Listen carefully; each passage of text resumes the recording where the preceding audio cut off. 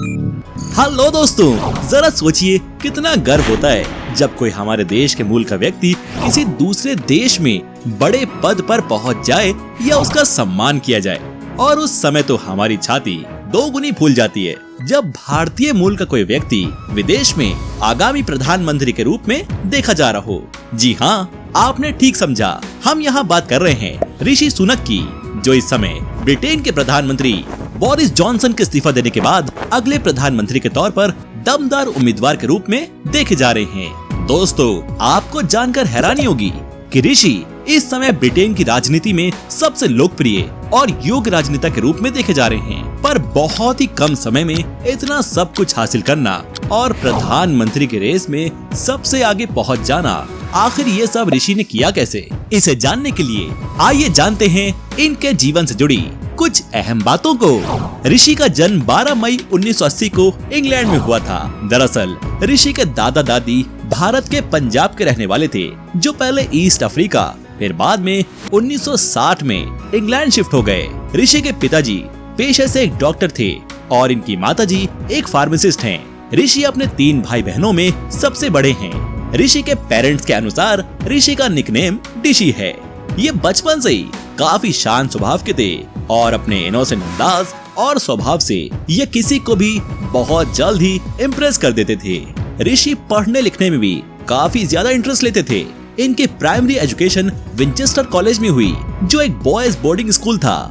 इसके बाद इन्होंने लिंकन कॉलेज में एडमिशन लिया। साल 2006 में ऋषि ने स्टैनफोर्ड यूनिवर्सिटी से MBA किया। ऋषि को एजुकेशन में इतना ज्यादा इंटरेस्ट था कि इन्होंने ऑक्सफोर्ड यूनिवर्सिटी से फिलॉसफी एंड इकोनॉमिक्स में मास्टर्स किया। यानी ऋषि की महारत बिजनेस से लेकर अर्थशास्त्र और फिलॉसफी तक है। दोस्तों, आपको बता दूं कि ऋषि सुनक का विवाह इन्फोसिस के को-फाउंडर नारायण मूर्ति की बेटी अक्षता मूर्ति के साथ हुआ था और इनकी 2 बेटियां हैं। ऋषि सुनक साल 2014 में पॉलिटिक्स में आए और इतने लोकप्रिय हो गए कि साल 2015 में यॉर्कशायर के रिचमंड से सांसद चुने गए। उस समय उन्हें जूनियर आवास मंत्री भी बनाया गया और इस पद पर रहते हुए उन्होंने इतना अच्छा प्रदर्शन किया कि लोग उन्हें ऋषि द राइजिंग स्टार के नाम से पुकारने लगे। पार्टी के दिग्गज नेता उनकी छवि से इतना प्रभावित हुए कि उनकी तारीफें करते नहीं थकते। इस प्रकार पार्टी में उनका कद धीरे धीरे ऊंचा होता चला गया।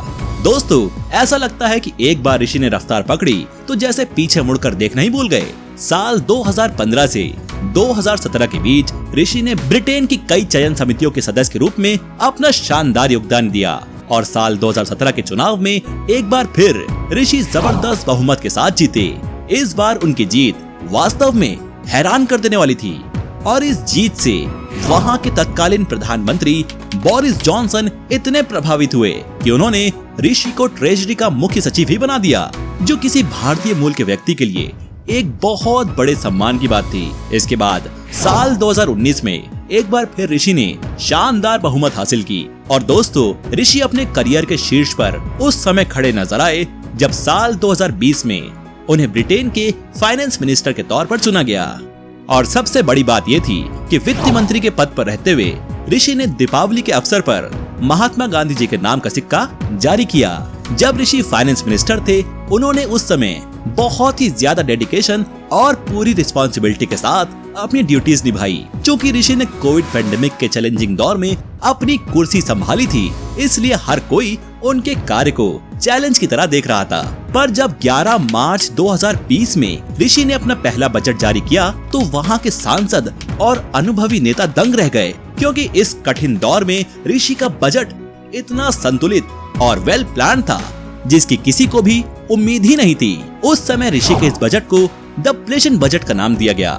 दोस्तों, ऋषि की योग्यता और उनकी परफेक्ट थिंकिंग का लोहा अब तक ब्रिटेन का हर आम और खास व्यक्ति स्वीकार कर चुका था।